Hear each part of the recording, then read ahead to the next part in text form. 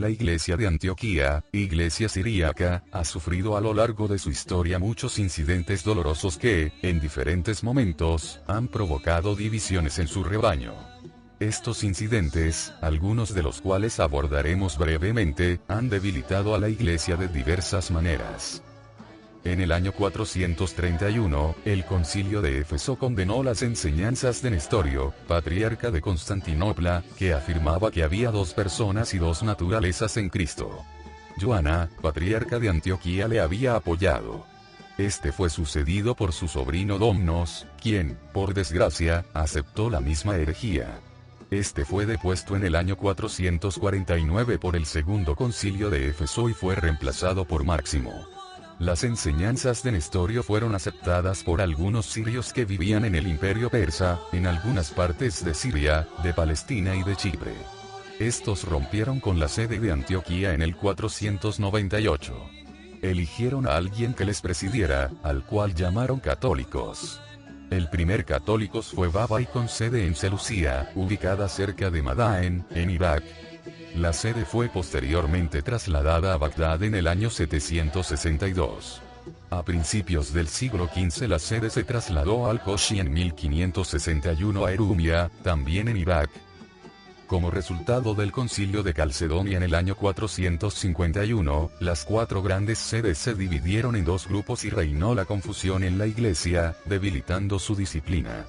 Se llevaron a cabo intromisiones ilícitas en varios obispados y aprovechándose de la confusión que reinaba. En 512 Severo fue entronizado como patriarca de Antioquía, sucediendo a Filipiano. Severo dirigió la Santa Sede con sabiduría hasta 518, cuando fue enviado al exilio. Pues al morir el emperador ortodoxo Anastas, fue sucedido por Justino I, que era partidario del concilio de Calcedonia. Este envió al exilio, además de Severo, a la mayor parte de los obispos ortodoxos. El patriarca Severo murió en el año 538, mientras estaba exilado en Egipto. En medio de todas estas tormentas, la sede de Antioquía ha sufrido mucho, para mantener la sucesión de sus patriarcas hasta nuestros días. Los seguidores del concilio de Calcedonia aprovecharon la oportunidad del exilio de Mor Severo, para instalar, de entre sus seguidores, patriarcas con el título de patriarca de Antioquía. Por lo mismo, a partir de entonces, 518, comenzó la serie de patriarcas bizantinos. El más famoso de estos patriarcas fue Efrén de Amed. La mayoría de los patriarcas bizantinos eran sirios y otros de las colonias griegas. Estos patriarcas y sus seguidores fueron llamados melquitas, es decir, los seguidores del emperador. Se les llamó así porque seguían la doctrina del concilio de Calcedonia, que había sido promulgada por el emperador de entonces. Ellos al inicio, debido a que no comprendían el griego, utilizaban para su liturgia, una traducción siríaca de los ritos griegos. Sin embargo, a partir del siglo X comenzaron a celebrar la liturgia en griego. Posteriormente también comenzaron a celebrar los ritos bizantinos en árabe. En el contexto de confusión, se apropiaron de los códices siríacos, que se conservaban en la biblioteca del monasterio de Santa María, un monasterio sirio, que más tarde ocuparon los griegos, ubicados a Ignaya, cerca de Damasco, y los quemaron.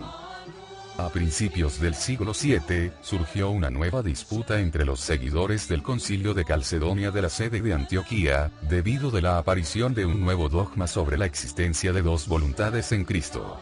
Como resultado surgió una división entre los monjes maronitas en el Líbano, lo que llevó al establecimiento de otro patriarcado independiente. En el siglo XII, este se unió a la sede de Roma y comenzó a llamarse también Patriarcado de Antioquía. En el siglo XV, la sede romana logró convencer a un obispo nestoriano de Chipre llamado Timoteo, el cual se unió a Roma en el 1445, junto a un grupo de su iglesia. Hay que recordar que este grupo estaba integrado por miembros de la iglesia siríaca, que habían abrazado las ideas nestorianas. Como resultado de esta unión, el Papa Eugenio IV declaró que se prohibía tratar a los sirios que habían abandonado el nestorianismo y se habían unido a la Iglesia romana como herejes, aunque se les debía distinguir con el nombre específico de caldeos. 5 años más tarde, en el año 1450, estos abandonaron la Iglesia romana y regresaron a su iglesia. Luego surgieron otros conflictos en la iglesia, cuando el sínodo convocado por el patriarca Shemo I aprobó una resolución estableciendo que nadie, que no fuera de su propia tribu, podía ser instalado como patriarca. Ante esta medida, un sínodo rebelde celebrado en Mosul, se opuso a Shemo I y, como resultado, un gran número dejó a Shemo I y se unió a la sede romana en 1553. Ante lo cual, el Papa Julio III consagró un patriarca para ellos. Esta división no duró mucho ya que el patriarca Joana Sulaca fue asesinado en 1555 y la relación con la sede romana fue cortada. Luego hubo otra división que surgió del patriarcado original de Antioquía. A principios del siglo XVII, debido a la influencia de algunos monjes capuchinos, y a la presión del cónsul de Francia, un grupo en Alepo, Siria, dejó la Santa Sede de Antioquía. Pidieron, entonces, a un obispo maronita en el 1657 que les consagrara como obispo a un sacerdote armenio llamado Andraos Akijian de Mardin y lo llamaron patriarca. Así comenzó el patriarcado siro-católico y al patriarca lo llamaron también patriarca de Antioquía. A principios del siglo XVIII, se dio una división entre los griegos ortodoxos, lo que llevó a que algunos abandonaran su patriarcado y se adhirieran a la sede romana. Ellos establecieron para sí mismos un patriarcado independiente, al que llamaron Patriarcado de Antioquía. Se les conoce como los católicos griegos.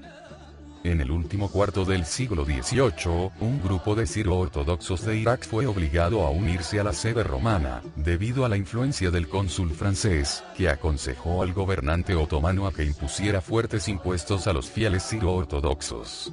El cónsul animó a los misioneros dominicos, que habían extendido su influencia en Irak, a que convencieran a los siro-ortodoxos ingenuos para que pidieran la protección de Francia con el fin de reducir la carga de los impuestos. Al acercarse a las autoridades francesas en busca de ayuda, se les condicionó a su adhesión a la sede de Roma. Así es como el catolicismo romano se extendió en Irak. El primer grupo que lo abrazó fueron los habitantes de Karakoush en 1761. Más tarde, a mediados del siglo XIX, otros grupos de Bartelle y Mosul siguieron su ejemplo.